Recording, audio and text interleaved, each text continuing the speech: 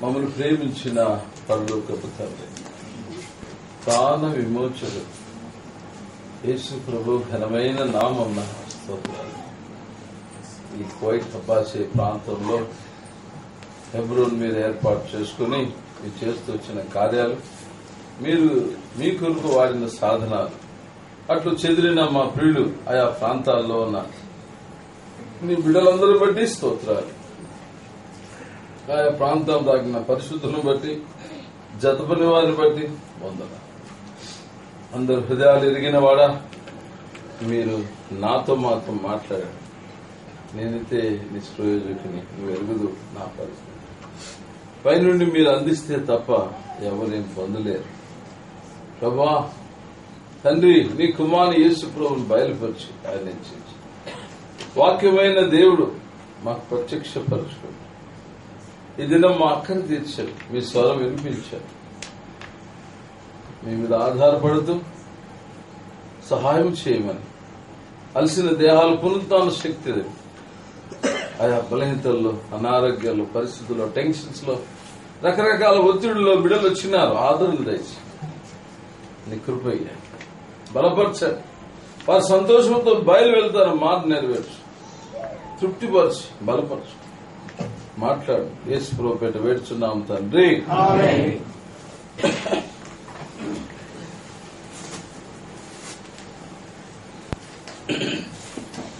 ఈ దినము prayer meeting చాలా ప్రాముఖ్యమైన దినం.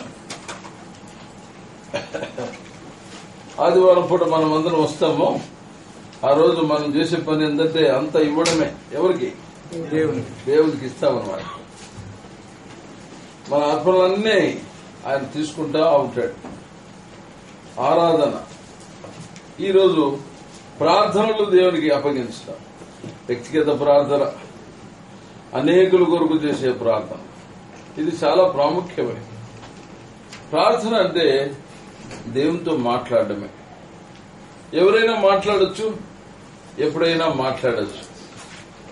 ఎవరైనా ఎప్పుడైనా దేవునితో మాట్లాడచ్చు. ఇది స్థలం ఏంటి వెనకలు వచ్చే వాళ్లకు. ముందున్న వాళ్ళు కొంచెం వెనక్కి జరిగితే వచ్చిన వాళ్ళు ముందు కూర్చుంటారు. అట్లా ఇబ్బంది లేకుండా ప్రార్థన అనేటువంటిది దేవునితో మనం మాట్లాడటం కనుక ఇందులో ఎన్నో ఆశీర్వాదాలు ఉన్నాయి. ప్రభువైన యేసుక్రీస్తు మనకు ఎంతో మాదిరిగా ఉన్నట్టు చూడండి. యేసుప్రభు వారు మనకు ఎంతో మాదిరిగా కనపడతా ఉన్నాడు. మార్కు సువార్త 2వ అధ్యాయం 35వ వచనం. మార్కు సువార్త 2వ అధ్యాయం 35. సరే 1:35. ఆయన పెందలగడనే లేచి ఇంకనూ చాలా చీకటి ఉండగానే బయలుదేరి అరణ్య ప్రదేశమునకు వెళ్లి అక్కడ ప్రార్థన చేయుచుండెను. చూసారా, ఇంకా చీకటిగా ఉండగానే. మనందరికీ ఒక అలవాటు ఉంది. పొద్దున లేస్తానే కొంతమంది వేడివేడిగా ఛాయ్ తాగలరు, కొంతమంది న్యూస్ పేపర్ చూస్తారు, కొంతమంది పిల్లలు నేర్చుకుంటారు, ఇంకా కొంతమంది ఆ పనులు చేస్తారు. కానీ లేస్తానే కొంతమందికి మంచి అలవాటు ఉండాలి. ఏ అలవాటు? గుర్తుపెట్టుకో, దేవునితో మాట్లాడే అలవాటు. ఎవరి ముఖం చూడాలండి. ముందు లేస్తానే ఎవరి ముఖం చూడాలా? ప్రభు ముఖం చూడాలి. అది మీకు ఆశీర్వాదం. లేచిన వెంటనే ప్రభు వైపు చూడండి. కళ్ళు మూసుకుని అడ్డు చూడవద్దు, ముఖాలు ఉండాలి. అది ఆశీర్వాదం. ప్రభు యేసుక్రీస్తు వారు ఆయన పెందలగడ లేచి చీకటిగా ఉండగానే ప్రార్థనకు వెళ్లాడు. చాలా ప్రాముఖ్యమైన విషయం. యేసు ప్రభు ఎంత మాదిరి చూపించాడో మనకు. ఆయన లైఫ్, ఆయన ప్రేయర్ లైఫ్ చాలా ప్రాముఖ్యమైనది మనకు. చూడండి 6వ అధ్యాయం 46వ వచనం. మార్కు 6:46. ఆయన వారిని వీడు కొలిపి ప్రార్థన చేయడానికి కొండకి వెళ్ళాను.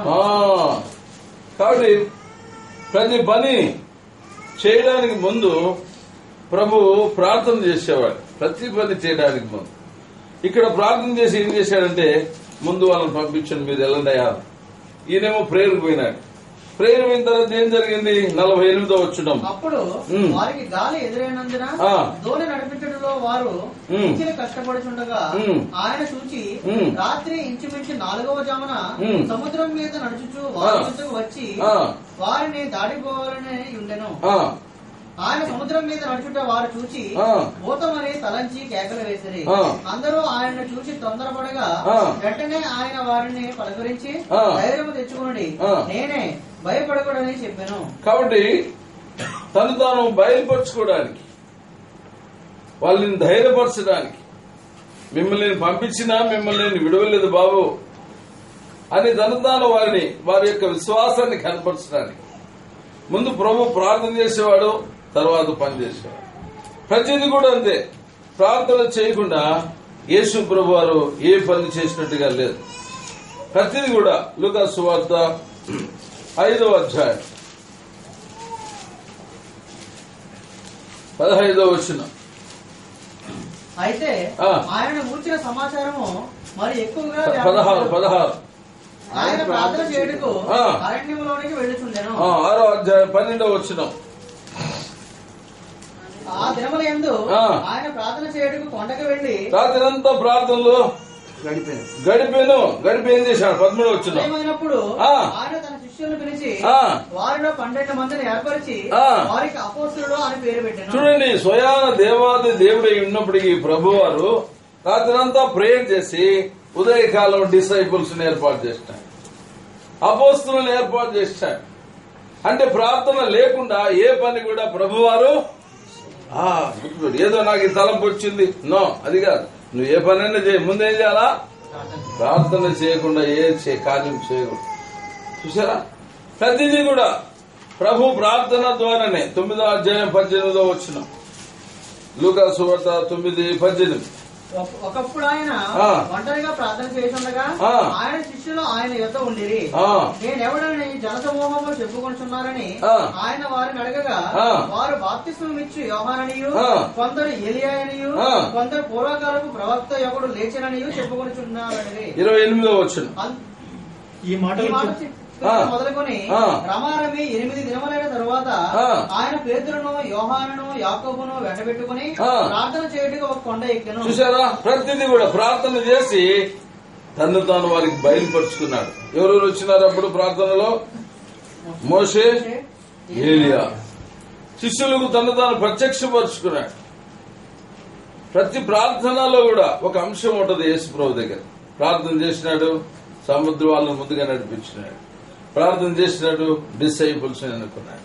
ప్రార్థన చేసినాడు, రూపాంతర కొండ మీద తను ప్రత్యక్షపరుచుకున్నాడు. ప్రతి ప్రేయర్ ఐటమ్ లో ఒక అంశం చూడాలి. ప్రతి ప్రార్థన తర్వాతనే ఒక కార్యం చేసేవాడు యేసు ప్రభు. ఎందుకంటే చేసినాడు? మనకు మాదిరి. అది సంగతి. చివరికి beginning with the prayer, ending with the prayer యేసు ప్రభు వారు. అర్థమైందా? నేను గమనిస్తున్నా, చాలా వాళ్ళు పోతుంటారు, ప్రార్థన కూడా చేసుకోరు, వస్తారు, ప్రార్థన కూడా చేసుకోరు. అంటే అర్థమైంది, దేవుని మీద ఆధారపడము, దేవుని గనపరచడం అనేది చాలా మందికి తెలియడంలే. ప్రభు ఏమన్నాడు? నన్ను గనపరచువాన్ని ఎక్కడైనా పో, anywhere, begin with the prayer, ending with the prayer. అర్థమైందా? క్రైస్తవ ప్రమాణంలో ఇది చాలా ప్రాముఖ్యమైన ప్రమాణం ఉంది. నేను ఇప్పుడు 103, 104 పెళ్లిళ్ళు చేసిన.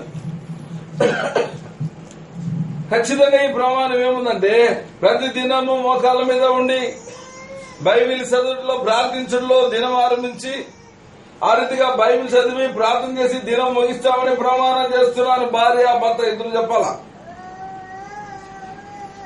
ఇది క్రైస్తవ ప్రమాణంలో ప్రాముఖ్యమైనది. అంటే అర్థమైంది, వివాహం అన్ని విషయాల్లో ఎప్పుడు ఘనమైంది? నువ్వు ఘనపరిస్తే కదా. ఆయన నువ్వేమో ఘనపరచావు, నా వివాహం ఘనమాట. ఎట్లా నీకు ఘనమైంది? ఘనపరచడం అంటే ఏంది? ఆరాధించడం అంటే ఏంది? You must give first promise to God. మొదటి స్థానం దేవునికి ఇవ్వాలి. యేసు ప్రభు ఎంత మాదిరి చూపించినట్టు. Even though ending of the ministry, చివరి దినాల్లో యేసు ప్రభు ఏం చేశాడు చూడండి. లూకా సువార్త చివరిలో కూడా యేసు ప్రభు లూకా సువార్త 22వ అధ్యాయము 39వ వచనం. తర్వాత ఆయన బయలుదేరి తన వాడుకు చొప్పున ఒలీవల కొండకి వెళ్ళగా శిష్యులను ఆయన వెంట వెళ్ళిరి. చూడండి ఎంత చక్కని మాట. మళ్ళీ చదువు ఆ మాట తిమోతి. తరువాత ఆయన బయలుదేరి తన వాడుకు చొప్పున. చూడండి ఆ మాట నోట్ డౌన్. తన వాడుకు చొప్పున, తన హ్యాబిట్ ఏంటి? ప్రతిరోజు కాఫీ తాగడమా, టీ తాగడమా, పొద్దులేసి హ్యాబిట్ ఏమి హ్యాబిట్?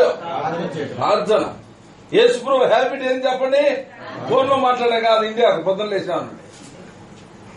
తన హ్యాబిట్ ఏంటంటే మొట్టమొదట ప్రార్థన. వాడుక చొప్పున అంటే లైఫ్ ఆయన 33.5 సంవత్సరాల కాలం పరిచయం ఆరంభం నుండి లాస్ట్ వరకు ప్రేయర్ ప్రేయర్ ప్రేయర్. భక్సింగ్ గారు అన్న అయ్యా ఇంత వరల్డ్ వైడ్ నీ మినిస్ట్రీ ఇంతగా పోయిన కారణం ఏంటంటే 3 things అన్నాను. ఏం బా 3 things అంటే నంబర్ 1 ప్రేయర్ అన్నాడు. రెండోది ఏం చెప్తాడో నంబర్ 2 ప్రేయర్ అన్నాడు. మూడోది చెప్తాడు నంబర్ 3 ప్రేయర్ అన్నాడు. అవును పిల్లలు, ప్రేయర్ అనేది విశ్వాస జీవితానికి ఊపిరి లాంటిది. అర్థమైందా? నువ్వు ప్రార్థనలో గడిపితే పాపం చేయలేవు. యేసు ప్రభు చూడు రాత్రి అంతా ప్రేయర్లో ఉన్నాడు. ఉదయకాలం సిలువను సులభంగా సహించగలిగినాడు.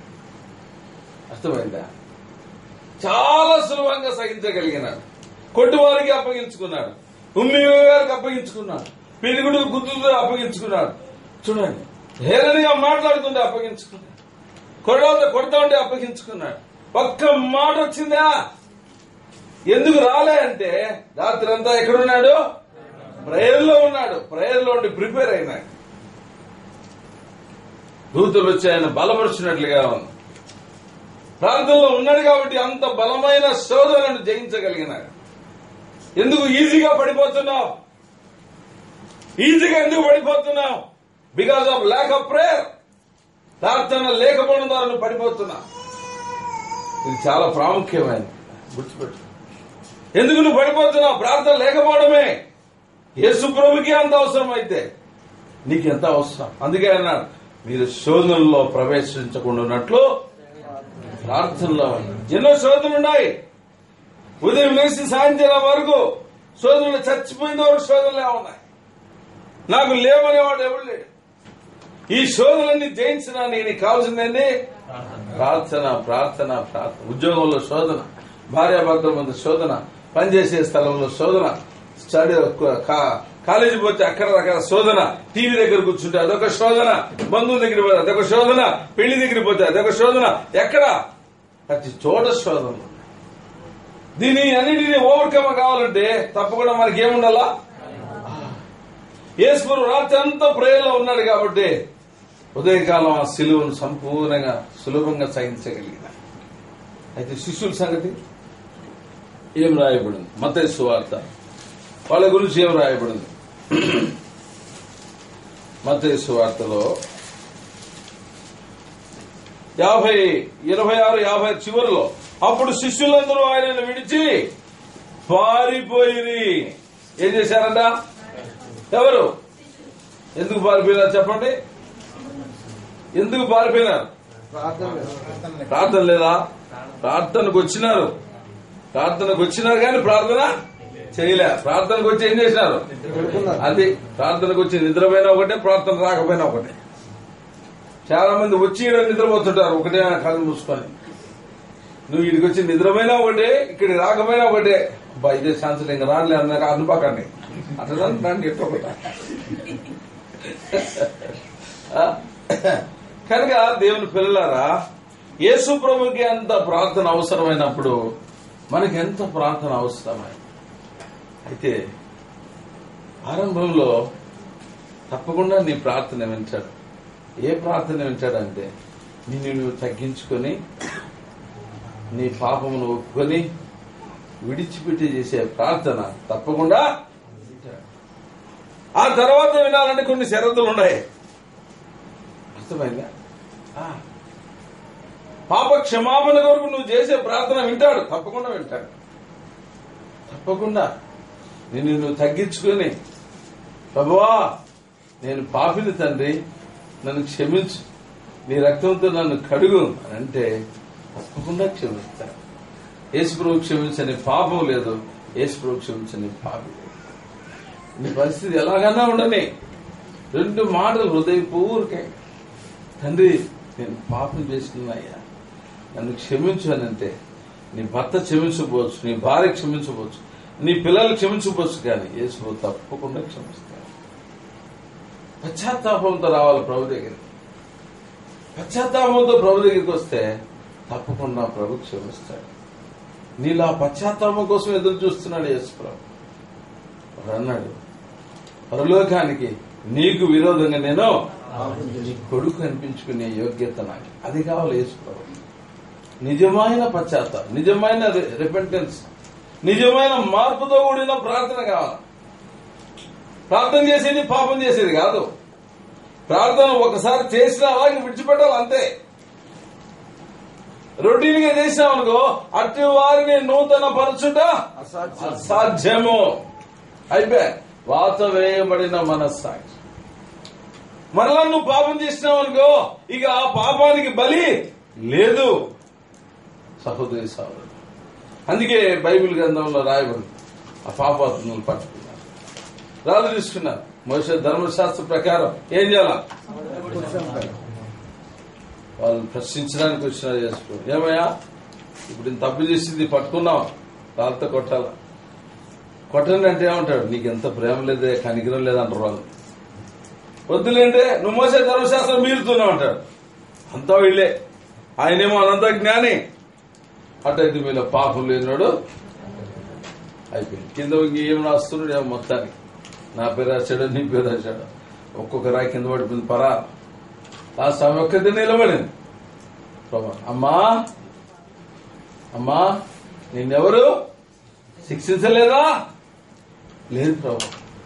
ఎస్, నేను కూడా నిన్ను, ఇంత ప్రేమామూర్తి చూడమ్మా, అంత పట్టుబడిన వ్యక్తిని కూడా అంటాడు, నేను కూడా నేను శిక్షణ. అయితే ఒకటి, ఇక పాపము అదే, ఇక పాపం చేయదు.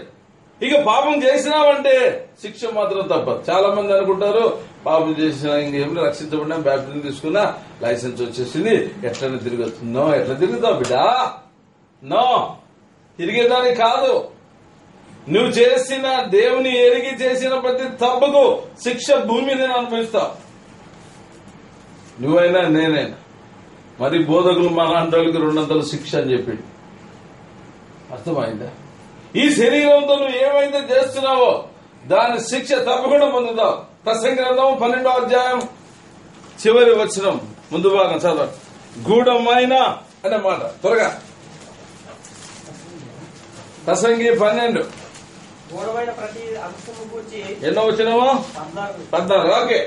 గూఢమైన ప్రతి అంశం కూర్చి దేవుడు విమర్శ చేయనప్పుడు ఆయన ప్రతి క్రియను అది మంచిదే గాని చెడ్డదే గాని తీర్పులోనికి తెచ్చును. చూసావా, రహస్యంగా నువ్వు ఎవరికి తెలియకుండా చేస్తూ వచ్చినావే, కానీ ఎవరికి తెలిసింది? అది ఆ సంగతి తెలియదు చాలా మంది. నేను తెలిసింది నా భర్తకు తెలియదులే, నా భార్య తెలియదు, పిల్లల్ని నో. కనులు ఇచ్చిన వారు కానకుండా చూస్తున్నాడు ఆయన. యెహోవా కనుదృష్టి లోకమంతటా సంచారం చేస్తా. కాబట్టి తీర్పు ఉంది. రహస్యంగా ఎవరికి తెలియకుండా చేసిన దానికి శిక్ష భూమి మీదనే ఉంది. అందుకే నువ్వెంత మంచి విశ్వాసవో, నువ్వెంత మంచి దేవుని బిడ్డవో ఎప్పుడు తెలుసా? నీ ముగింపు రోజు తెలుస్తుంది,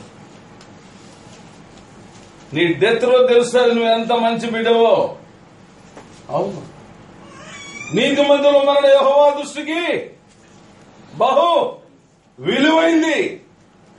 నన్ను కనపరిచిన నేను అది ఎంతో శ్రేష్టమైన దేవుని మాట. కనుక ఈ దేహం దేవుని ఆలయం, ఈ దేహంతో దేవుని మహిమపరచాల. అర్థమైందా? కళ్ళు ఇచ్చినాడని చెప్పి ఎటువంటి చూడడానికి కాదు, నశించిపోతున్న లోకాన్ని చూడడానికి. ప్రభు అన్నాడు, ఇప్పుడే కళ్ళెత్తి పొలం చూడండి, నశించిపోతున్నా దాన్ని చూడడానికి, పాపం చూడడానికి కాదు. కళ్ళు నోరిచ్చింది పెట్టుబడితే నువ్వు మాట్లాడడానికి కాదు, ఆ మహాదేవుని స్తుతించడానికి, కనపరచడానికి. చేతులు ఇచ్చింది ఎందుకు? ఆయన కార్యాల కొరకు ఉపయోగపడడానికి. కాలు ఇచ్చినందుకు ఆయన కొరకు నడవడానికి. అయితే నీతియుక్తమైన ఈ యొక్క అవయవాలను పాపయుక్తంగా ఉపయోగించినావనుకో శిక్ష భూమి మీదనే ఉంటుంది. ఎవరైనా సరే ప్రేమను గుర్తుపెట్టు. మూడు రకాల శ్రమలు ఉన్నాయి. ఒక రకమైన శ్రమ నువ్వు చేసిన పాపానికి ఈడ శిక్ష, ఒక రకమైన శ్రమ నీకు సింహాసనం ఎక్కించడానికి, ఒక రకమైన శ్రమ నిన్ను ఉన్నతమైన స్థానంలోకి తీసుకోవడానికి. ఇలాంటి మొత్తానికి ఏదో ఒక శ్రమ కూడా రావాలి నిన్ను ఔన్నత్యంలోకి తీసుకోవడానికి. అదే దావీదు సింహాసనం పోవడానికి ముందు 7 ఏళ్లు శ్రమ పడ్డాడు సౌలు చేత. సింహాసనం ఎక్కిన తర్వాత బుద్ధిపూర్వకంగా పాపం చేసినాడు. 1 సంవత్సరం అడుగుల పాలైనాడు. 2 రకాలైనటువంటి ట్రీట్మెంట్ ఆయనకే జరిగింది. సింహాసనం కొరకు శ్రమ, తప్పు చేసినందుకు శ్రమ. దేవుని మహిమ కొరకు వచ్చే శ్రమ వేరే. శత్రుకు మెస్సికి అభిజ్ఞలు తీసుకుపోయినాడు. ఆడికి వాళ్ళు ఏ నేరం చేయలే, బబులోనుకు ఏ తప్పు చేయలే, ఎక్కడ కూడా వారు లోకంతో రాజీ చేయబడలే. అయ్యా మేము పరిశుద్ధంగా జీవించాలి, పవిత్రంగా తమ పవిత్రతను పరిశుద్ధి కాపాడుకుంటూ వచ్చినారు. వాళ్ళకు వచ్చిన అగ్నిగుణం, వాళ్ళకు వచ్చిన సింహం ఎందుకంటే ఆ యొక్క ఈజిప్ట్ దేశంలో వారిని ముఖ్యమైన మంత్రులుగా చేయడానికి. అర్థమైంది ప్రేమిన వాళ్ళు కూడా ప్రార్థన ద్వారానే ఆ శోధనను జయించగలిగారు. యేసు ప్రభు కూడా ప్రార్థన ద్వారానే ఆ శోధనను ప్రార్థన. కాబట్టి మొదటి ప్రార్థన ఏంటంటే ఒప్పుకోలు ప్రార్థన. నీ స్థితి ఎలా ఉన్నా సరే క్షమించడానికి సిద్ధంగా ఉన్నాడు. ఒప్పుకో, విడిచిపెట్టు. ఆ ఆనందము రక్షణానందం వస్తుంది నీకు. అంతేకాదు బైబిల్ చెప్తుంది, ఒక్క పాపి భూలోకములో పాప క్షమాపణ కొరకు ప్రార్థన చేసి పాపాలు ఒప్పుకొని క్షమాపణ పొందితే పరలోకంలో గొప్ప సంతోషం అంట. అంటే నీకు సంతోషం లేకపోతే పరలోకంలో ఆయనకు సంతోషం లేదమ్మా. ఇంకో మాట చెప్పాలంటే, నీవు లేని ఆ పరలోకం నాకెందుకు, నీవు లేని ఆ సింహాసనం నాకెందుకు, నీవు లేని ఆ మహిమ నాకెందుకు, నీవు లేని ఆ ఔన్నత్యం నాకెందుకు అని దిగి వచ్చినాడు నీ కొరకు. వీళ్ళు ఎన్ని లోపాలున్నా, ఎన్ని బలహీనతలున్నా, ఎన్ని పొరపాట్లున్నా ఆ దేవుడు నేను ఎంత ప్రేమిస్తున్నాడు చూడు. ప్రేమ తన ప్రాణము కంటే నిన్నెక్కువ ప్రేమించు. నీకు మరణించి లేచి అన్ని సదుపాయాలు భూలోకంలో ఏర్పాటు చేసుకో. కనుక ఎవరైతే ఇంత ప్రేమను పొంది కూడా ఇంకా పాపంలో జీవిస్తూ ఉంటే ఒకవేళ ఈ రాత్రి నీకు అవకాశం వచ్చింది. పశ్చాత్తాపం. ఆ స్త్రీ కన్నీటితో ప్రభు పాదాలు తడిపింది. నీవు కూడా కన్నీటితో ప్రభు పాదాలు విలపించు. దేవా ఇంత ప్రేమ నా భర్తకి లేదే, నా భార్యకి లేదే, నా అన్నదమ్ములకి లేదే, నా అక్క చెల్లెలకి లేదే, ఈ లోకంలో ఎవరికి లేని ప్రేమ నా ఇలా చూపించావు ప్రభు. అయ్యా క్షమించయ్యా, నీ కొరకు జీవిస్తానయ్యా, ఒక్కసారి నన్ను మన్నించు, నన్ను క్షమించు నాయనా అంటే నిజంగా ప్రభు చేర్చుకున్నా. ఎంత సంతోషమో ప్రేమ. కనుక ఎవరైతే ఇంకా తమ జీవితాలు మార్చుకున్నారు ఓకే, దేవుని బిడ్డ అయినారా, ప్రభు బిడ్డ అయినారా, okay, you have a license to talk with God. Direct మాట్లాడొచ్చు. పరలోకపు మీరు ఇలాగా ప్రార్థన చేయండి. ఏమంట? పరలోకమందున్న అబ్బా ఏం కనెక్షను, కొడుకినా ఆయన తండ్రి. ఈ బంధం ఎట్లా ఏర్పడింది? పాప క్షమాపణ ద్వారా.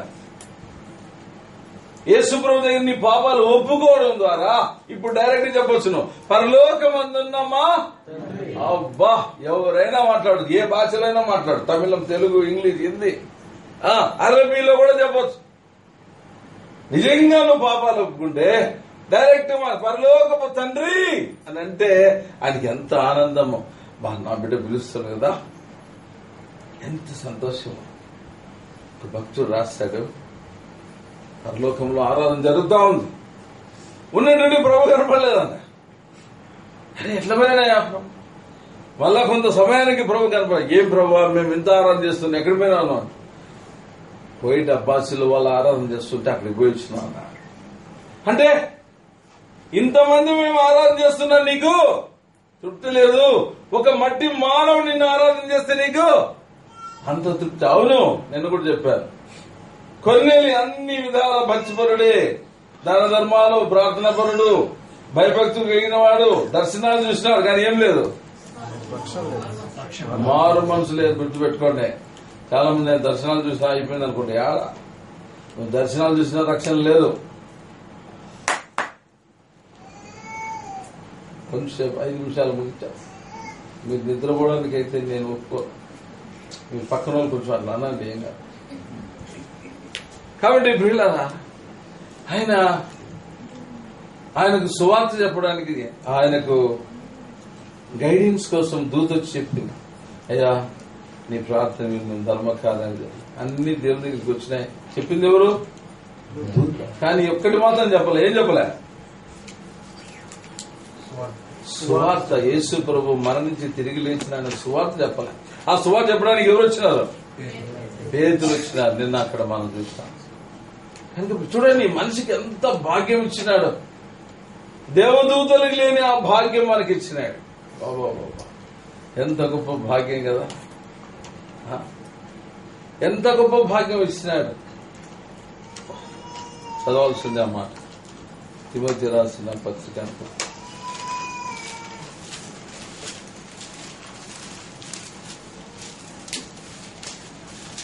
పేతురు చూద్దాం మాట. మంచి మాట గుర్తుకొస్తుంది.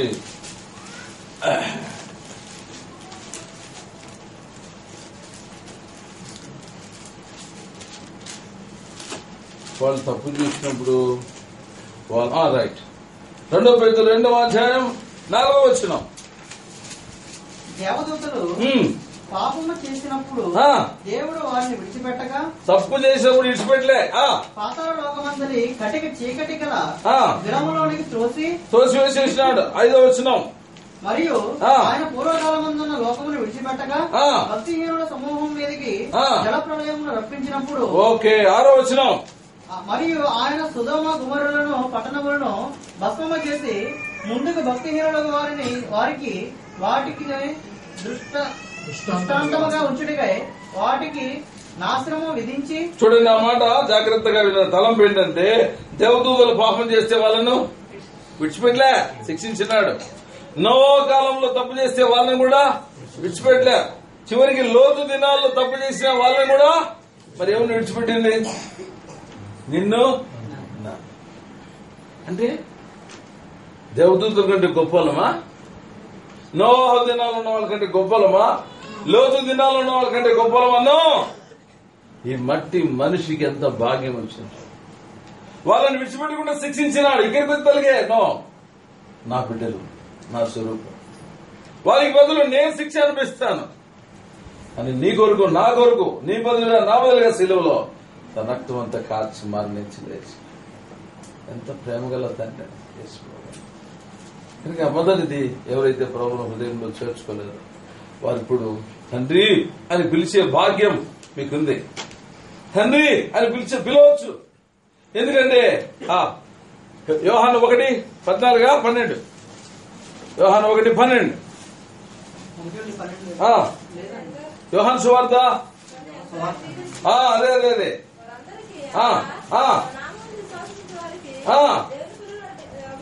ఎన్నో వచ్చినము?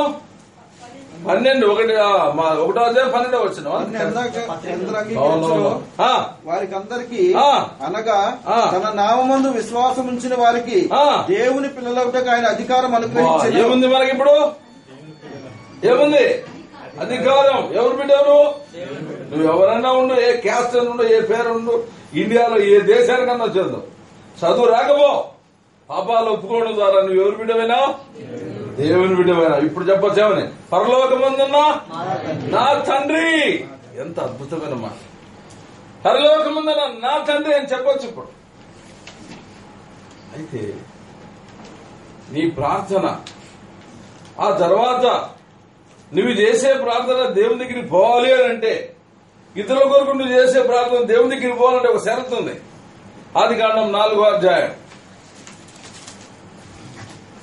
ఆదికాండము 4వ 5వ అధ్యాయము 4వ అధ్యాయంలోనే 4వ వచనం లేదా 5వ వచనం.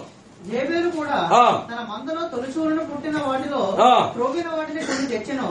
యెహోవా హేబేలును అతని అర్పణలను లక్ష్యపెట్టెను, కయ్యూనును అతని అర్పణను ఆయన లక్ష్యపెట్టలేదు. కాబట్టి కయ్యూనుకు మిక్కిలి కోపం వచ్చి అతడు తన ముఖము చిన్నపుచ్చుకొనగా. చాలు, 2 మాటలు అక్కడ ఉన్నాయి. హేబేలును అతని అర్పణమును అంటే హేబేలు అర్పణకు ముందు హేబేలు దేవునికి అంగీకారంగా ఉన్నాడు. కయీనును అతని అర్పణమును దేవుడు లక్ష్య పెట్టలేదంటే కయీను అర్పణకు ముందు కయీను జీవితం దేవునికి అంగీకారంగా లేదు. గుర్తుపెట్టుకో, ఎప్పుడు నీ ప్రార్థన దేవుని సన్నిధి చేస్తుందంటే ముందు నీ జీవితం దేవునికి అంగీకారంగా ఉండాలి. నీ జీవితం దేవునికి అంగీకారంగా ఉండి ప్రార్థన చేయి, తప్పకుండా ఆకాశం ఉండి దేవుడు ఆలకిస్తాడు. దేవునికి వ్యతిరేక్తమైన జీవితం జీవించి నువ్వు ఎంత గోజి అన్నా, ఎంత ప్రజలన్నా, ఎంత గీ పెట్టుకున్నా నీ ప్రార్థనకు జవాబు రాదు. ముందు నీ ప్రార్థనకు ముందు నీ జీవితం ముఖ్యమైన, అప్పుడు నీ ప్రార్థన తప్పకుండా. ఆయన అన్నాడు, అడుగుడి మీకు అడగండి ఇస్తాను. కానీ ఎట్లా అడగాలంట? ఆయన చిత్తానుసారంగా అడగమన్నాడు. ఇంకేముంది, అన్ని అడగడమే. ప్రతిసారి అడగడం వెంటనే వీసా రావాలి ప్రభా. ఆయన చిత్తానుసారంగా అడుగుతున్నావా? ఆయనకు ప్రీతికరంగా జీవించి అడుగుతున్నావా? ఒకటి మాత్రం గుర్తుపెట్టు, నిజంగా ఆయన బిడ్డవైనప్పుడు, ఆయన చిత్తానుసారంగా అడిగినప్పుడు, ఆయన మహిమ కొరకు అడిగినప్పుడు తప్పకుండా దేవుడు నీకు జవాబు ఇస్తాడు. తప్పకుండా ఇస్తాడు. ఆయన చిత్తానుసారంగా అడగాలి, ఆయనకి ప్రీతిగా. 1981 నిరుద్యోగ సమస్యలో ఉన్నా, అప్పుడే రక్షించబడ్డారు, ప్రోబిటీ అయిపోయినారు, ఉద్యోగం లేదు. నన్ను ప్రభు దగ్గర నడిపించిన వ్యక్తికి అయ్యా చాలా కష్టపడుతున్నాను, ఉద్యోగం లేదు, దయచేసి నా పరిస్థితి చాలా తీవ్రంగా ఉంది అని అడిగాను. ఏం లేదు నాయనా, మత్తయి సువార్త 18:19, మత్తయి సువార్త 18:19. మరియు మీలో ఇద్దరు తాము వేడుకలు దేనిని గుర్చేయనో భూమి మీద ఏకీభవించిన ఎడలా అది పరలోకముందని నా తండ్రి వలన వారికి దొరకని మీతో చెప్పుచున్నాను. ఇద్దరు ఒక్క మనస్సుతో అడిగితే పరలోకం ఏదైనా ఇస్తాను. ఆ వాగ్దానం తీసుకున్న ఆరంభంలో కొత్తగా రక్షించబడ్డాను, ఉద్యోగం లేదు, వెళ్ళేయింది. ఉదయం అందరూ పడుకున్నారు ఇంట్లో. ఉదయం నుండి ప్రభా మత్తయి సువార్త 18వ అధ్యాయం 19 వచ్చినాం. మాకేమొద్దు ప్రభా, ఒక 300 ఉద్యోగం ప్రభా. ఆ దినాల్లో 300 ఉద్యోగం అంటే ఇండియాలో అటెండర్ ఉద్యోగం. నేను బతకడానికి సరిపోతుంది 300 ఆ దినాల్లో. మాకు 81 సంగతి. నువ్వు కూడా చేయమ్మా. ఆమె వచ్చేదాన్ని పాడుతాను పాపం. యేసు ప్రభా మత్తయి సువార్త మర్చిపోకండి 18. ఏమొద్దు ప్రభా, నీ సేవ చేసుకుంటాం, ఒక 300 ఉద్యోగం. ఎంత ఆశ్చర్యకరం చేసుకోవాలి. 3వ రోజు ఇంటర్వ్యూ వచ్చింది. ఇంటర్వ్యూకి పోతే అక్కడ అందరూ ఎమ్మెల్యే ఎంపీలు రికమెండేషన్ తో ఉన్నారు. నేను ఒక్కనే సెప్టెంబర్ నెల 22వ తారీఖు వస్తాను. గొడుగు తీసుకున్నాను, బైబిల్ తీసుకున్నాను, సర్టిఫికేట్ తీసుకొని పోయి నా పేరు పిలిచిన లోపలికి పోయినా బైబిల్ ఇట్లా పెట్టుకున్నా. బైబిల్ చూస్తున్నాడు, సర్టిఫికేట్ చూస్తున్నాడు, బైబిల్ చూస్తున్నాడు, సర్టిఫికేట్ చూస్తున్నాడు. కొన్ని ప్రశ్నలు వేసినాడు, సరిపోబోబా అన్నాడు. వచ్చేసినాడు. ఇలా బయటకు వచ్చేది, ఏమయ్యా ఉత్తరమా దక్షిణమా అంటున్నారు. ఉత్తరం అంటే రికమెండేషన్ కాగితం, దక్షిణం అంటే లంచం. ఉత్తరం అంటే ఎమ్మెల్యే ఎంపీ రికమెండేషన్, దక్షిణం అంటే లంచం. ఏం బాబు ఉత్తరమా దక్షిణమా? నా దగ్గర ఉత్తరం లేదు. మత్తయి సువార్త 18:19. వీడియో రా మత్తయి సువార్త 18. అంత విశ్వాసం ఆరంభ దినాలు, అంత నమ్మకం వచ్చింది దేవుని వాక్యం మీద. అడిగినాము ఆయన చిత్తానుసారంగా. అది కూడా ఎట్లా? నీ సేవ చేసుకుంటాం స్వామి. టక్కని చేశాను ఉద్యోగం. నేను అడిగింది 300 అటెండర్. ప్రభు నా క్లర్క్ ఉద్యోగం ఇచ్చినాడు. ఆ తర్వాత ఎంప్లాయ్మెంట్ ఆఫీస్కి వెళ్ళిపోయాను, అకౌంటెంట్. ఎంతో వారి భవిష్యత్తు ఉంది. ప్రభు నాతో మాట్లాడాలి. సేవకురా ప్రిన్సిపల్ సెక్రటరీ గవర్నమెంట్ దేవదానం అని పిలిపించి, ఏమయ్యా నువ్వు సేవ పోతావు? మంచి లైఫ్ ఉందా అని లేదు సార్ ప్రభు నన్ను అరే మేము కూడా క్రిస్టియన్ అయ్యా ఏమయ్యాను లేదు సార్ దేవుడు నన్ను పిలిచినారు సార్ ఒప్పుకోలే గవర్నమెంట్ కానీ చివరికి లాస్ట్ గా ఒప్పుకోలే ప్రేమిని మాట్లాడా ప్రభు అడిగితే నిజంగా హృదయపూర్వకంగా ఆయన చిత్తానుసారంగా నువ్వు అడిగితే తప్పకుండా చెప్పండి జవాబు ఎంత దేవుడు మనకిచ్చా అంటే దేవుడు తన కలగజేసిన సృష్టి అంతటి మీద మానవునికి ఏమి పవర్ ఇచ్చినండి బాబా ఏం పవర్ సూర్యుడా నువ్వు గుబియో చంద్రుడా నువ్వు అయ్యా నిలబడిపో అంటే సూర్యచంద్రుడు నిలబడిపోయినా ఒక రోజు 12 గంటల వరకు ఏమి పవర్ ఇచ్చినాడు మనిషి ఏమి అధికారం ఇచ్చాడు పిల్లరా అవునమ్మా అధికారం ఇచ్చేసినాడు అయితే ఆయనకు లోబడి విశ్వాసంతో పరిశుద్ధంగా జీవించినప్పుడు నీకు అధికారం ఇచ్చినాడు ఏమధికారం ఇచ్చినాడు విశ్వాసం ఉంచడం ద్వారా యేసునందు విశ్వాసం ఉంచడం ద్వారా ఆయన పిల్లలొకటుగా ఆయన నీకు చదువు అవసరంలే లోక సంబంధమైన అర్హతలు ఏం అవసరంలే పరిశుద్ధత ఎన్నిటికి ఆయనకు అనుకోవడం పరిశుద్ధంగా జీవించి నువ్వు ప్రార్థన చేయి దేవుడు ఎందుకు ఇవ్వడు ఎందుకు చేయడు ఎందుకు రాదు ఎందుకు కాదు ఈ ప్రశ్నలకు జవాబు దేవుని దగ్గర తీసుకోవచ్చు ఎప్పుడు నువ్వు పరిశుద్ధంగా ఆయన కోరిక జీవించిన ఇటీవల వర్షం తక్కువ రాయలసీమలో పిల్లలంతా సమైక్యాంధ్ర వచ్చిందిగా అప్పుడు పిల్లలంతా వచ్చినారు ఇంజనీరింగ్ స్టూడెంట్స్ అంకుల్ ఎప్పుడు నువ్వు ప్రార్థన అంటే పడుతుంటావు మేము వచ్చినా ఒకసారి నా కొండ తీసుకో ప్రార్థన కన్నాడు కంట్రోల్ చేసి పిల్లలు సరేని పొలం పోవాలంటే 12 మంది యూత్ తీసుకుని పోయినా కొండకు ఒక విలేజ్ దాటి కొండెక్కాలి పైకి పోతా ఉన్నాం ఆ విలేజ్ వాళ్ళంతా వచ్చి సార్ మీరు ప్రార్థన పోతున్నారు దయచేసి వర్షం వచ్చేటట్టు కూడా ప్రార్థన చేస్తారు పంటలు ఎండిపోతున్నాయి సార్ అన్న పల్లెటూరులో వాళ్ళ విశ్వాసం సరే అట్లుగానే వాళ్ళలో ఆ విలేజెస్ కొంతమంది ప్రభుని నమ్ముకున్నారు వాళ్ళు కూడా వచ్చినారు అంతా జాయిన్ అయినాం పోయినాం ప్రార్థన కొండెక్కినాం మొదట ఆరాధన చేసినాం రెండోది ఒప్పుకోలు ప్రార్థన చేసినాం మూడోది విజ్ఞాపన ప్రార్థన అనేకుల కొరకు చేస్తున్నాం నాలుగోది వర్షం కొరకు చేస్తున్నాం దాదాపు 1.5-2 గంటలు అవుతుంది పండు వెన్నెల్లో కూర్చోనున్నాం వర్షం కోసం ప్రార్థన చేసే పిల్లలు సామాన్యులు అంతా టీనేజ్ 18, 19, 20 ఏళ్ళు అందరూ ఆకాశం కళ్ళు తెరిచి చూస్తున్నారు ఆకాశం